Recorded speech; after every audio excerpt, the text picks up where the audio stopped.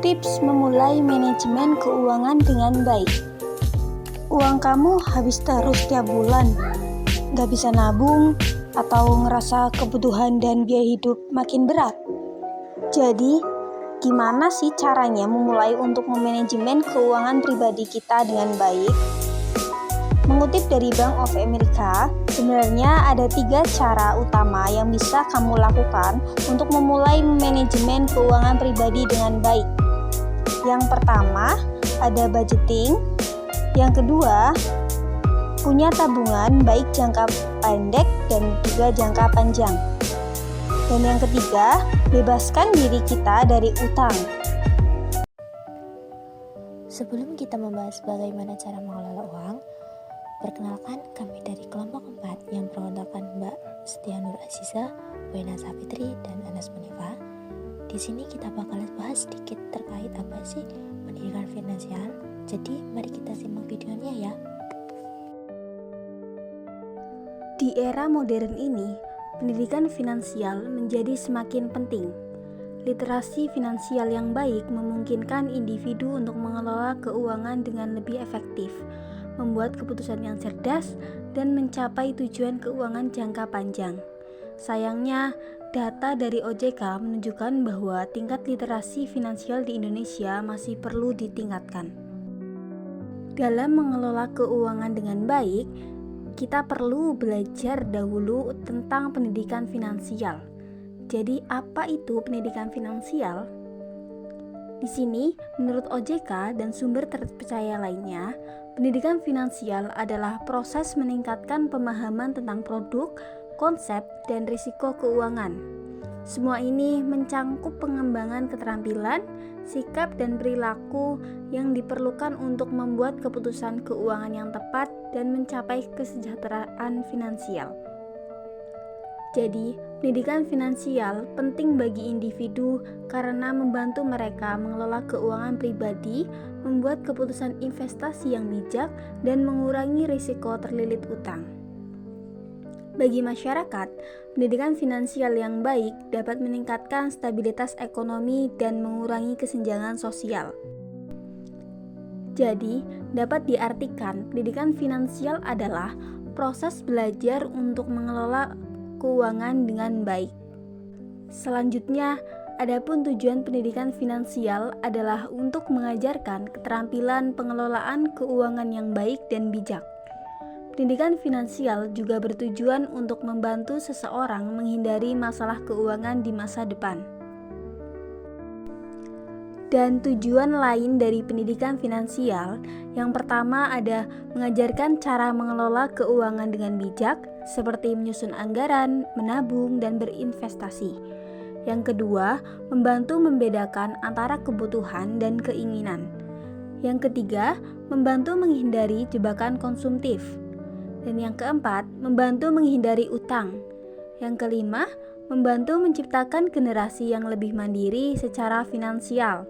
Dan yang keenam, membantu mempersiapkan diri menghadapi krisis keuangan. Dan yang terakhir, membantu mengelola risiko secara menyeluruh. Itu adalah beberapa tujuan dari pendidikan finansial. Selanjutnya, pendidikan finansial juga memiliki manfaat.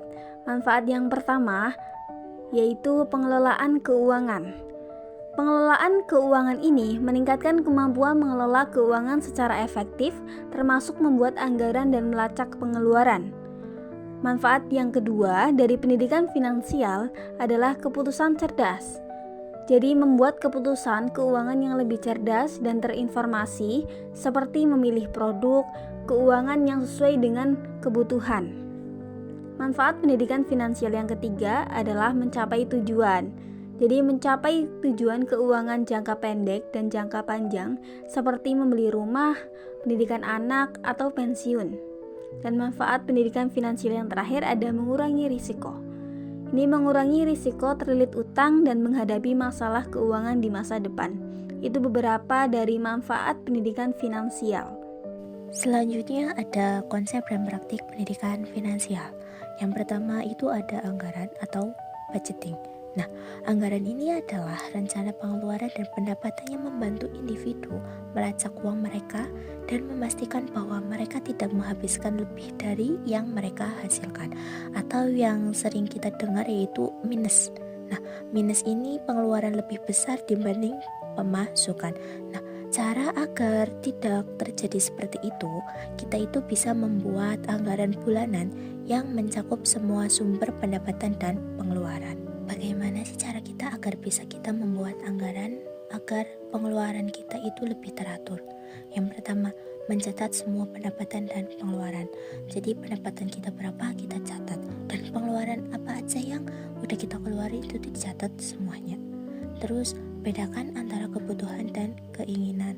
Misal nih teman-teman pengen ini tapi kok dirasa-rasa nanti bakal nggak kepake, ya udah jangan dibeli. Jadi bedakan antara kebutuhan dan keinginan kita sendiri.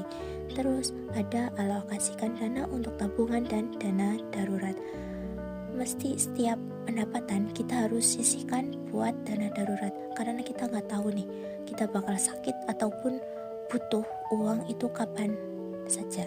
Selanjutnya ada gunakan aplikasi atau spreadsheet untuk memantau anggaran. Nah, karena sekarang zamannya itu sudah zaman teknologi ya, jadi teman-teman bisa menggunakannya untuk mempermudah kita dalam pembuatan anggaran.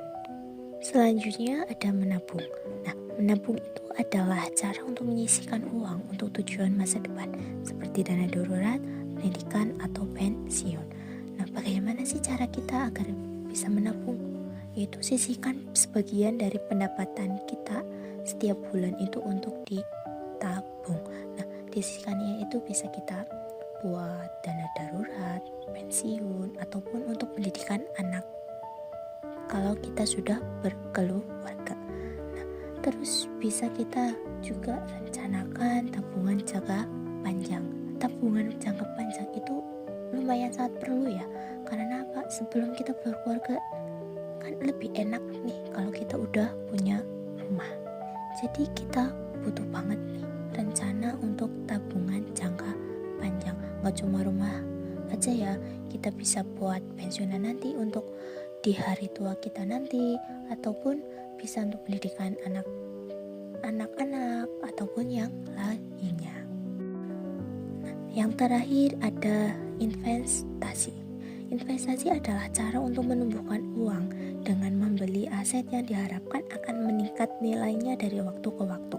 Pelajari tentang berbagai jenis investasi seperti saham, obligasi, dan reksadana. Semisal kok teman-teman merasa masih belum bisa berinvestasi seperti ke saham, ataupun teman-teman itu bisa investasi itu pakai emas, tapi lebih baik itu pakai emas antam ya, jangan perhiasan, karena perhiasan itu bisa berubah harganya. Kalau semisal emas antam kan tetap ataupun nggak merugikan, tapi tergantung juga kita jual emas itu pas emas lagi turun ataupun naik. Oke, yang terakhir ada kesimpulan. Pendidikan finansial itu sangat penting untuk membantu individu mengelola keuangan dengan lebih efektif, membuat keputusan keuangan yang cerdas. Kayaknya salah deh. Oke, yang terakhir ada kesimpulan. Pendidikan finansial sangat penting untuk membantu individu mengelola keuangan dengan lebih efektif, membuat keputusan keuangan yang cerdas, dan mencapai tujuan keuangan jangka panjang. Nah, ini melibatkan pemahaman tentang produk, konsep, dan risiko keuangan, serta pengembangan keterampilan, sikap, dan perilaku yang diperlukan untuk membuat keputusan keuangan yang tepat dan mencapai kesejahteraan finansial. Nah, pendidikan finansial itu juga dapat membantu individu menghindari masalah keuangan di masa depan dan menciptakan generasi yang lebih mandiri secara finansial. Mungkin cukup sekian dari kami. Apabila masih banyak kesalahan dan penjelasan yang kurang untuk dipahami, kami mohon maaf. Dan kami ucapkan terima kasih sudah menonton video kami.